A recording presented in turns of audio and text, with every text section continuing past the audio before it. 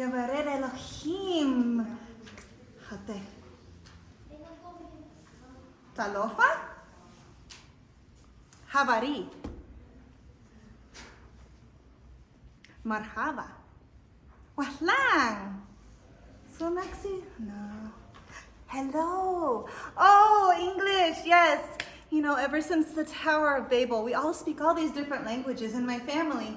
We travel around in tents. We carry them on our camels and we go from place to place. You never know what language people are going to speak. And whenever somebody comes, you also don't know how far the next well will be, so we offer them food and water. Are you thirsty? Are you hungry? We had some fresh made bread just this morning. Well, I bet you want to hear about my story. I have a story about how God made me laugh. Have you ever had a God make you laugh? Well, I did. So let's see. It was a day very much like this. It was so hot. We wanted to be outside of the tent to have some breeze, but we wanted to be inside of the tent for some shade. So Abraham was just sitting at the doorway, and we saw 3 men walking by. It was the hottest part of the day, and we said, for sure they must be so warm. So Abraham went running out, and he bowed down in a sign of peace, and he said, welcome to our tent. Welcome to our home. Will you please come have some food and water and rest in the shade of this tree? And the men accepted. And so Abraham came running over to me and he said, Sarah, quick, Sarah, you must make some bread. I said, but we made some bread this morning. He said, no, not that. The very fine floured bread. And do 3 measures full. I said, 36 pounds of flour. Do you know how much bread that makes? He said, it doesn't matter. Make the best. And so he went on and he looked for the fatted calf. And he found the best one, the one that we've been saving for special occasions. And he told his servant to prepare it. And he came back, and when the bread was ready, he got some yogurt and cheese. Oh, that special yummy food. And he took it all the way over to these men. So let me tell you something. My husband, he's a chief. He's a prophet. He is this big leader. We have more than 500 servants. And he, with his own hands, took and served these 3 men. I'll tell you, he is a man blessed by God, and he is a servant of servants.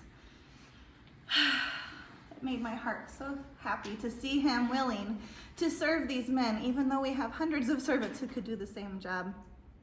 I'll tell you what, it was very exciting, the next thing that happened. Did I tell you that I'm 125 years old? I'm sorry, I forgot about that part. At the time of this story, though, I was only 89. Well, it's kind of old, isn't it? When we started this journey, we were already in our 60s, and the Lord had not blessed my womb with children yet. That's what women in our culture are built for. That's what we're made for, is to have children.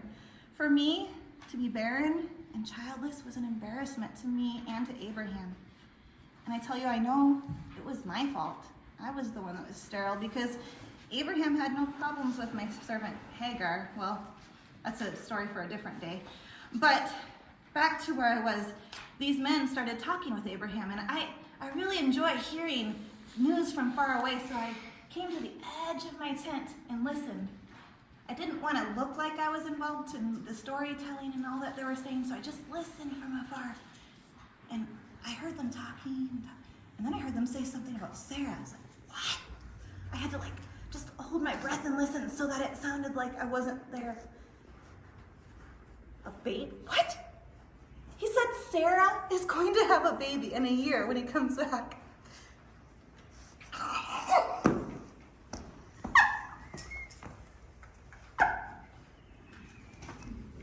you know any 90-year-old women who have had a baby? No, I told you, I'm barren. I was trying to control myself and not laugh out loud, but you know what? It was way too far for them to have heard me. But the man said, did you hear what she said? She laughed and she said, Am I too old to have a baby with my husband? And I know that I had not said those words out loud. I'd only thought them. So it had to have been the Lord.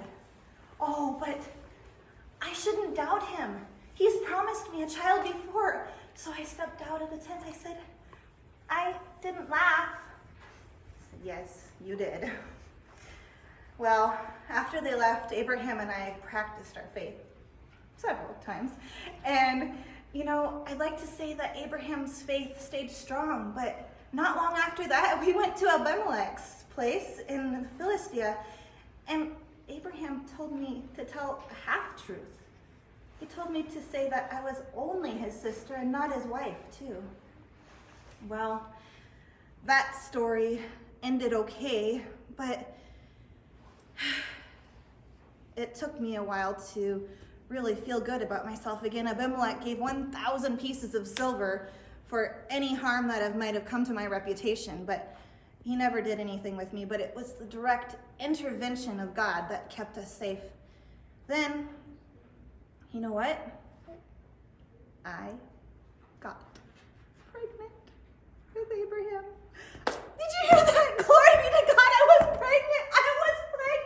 I could feel movement inside of me. It wasn't just some joke. I was actually pregnant at 89 years old. Oh, wow. Thank you, God. And we had a baby. And when Abraham named him at his circumcision at 8 days old, he named him Isaac. Do you know what that means?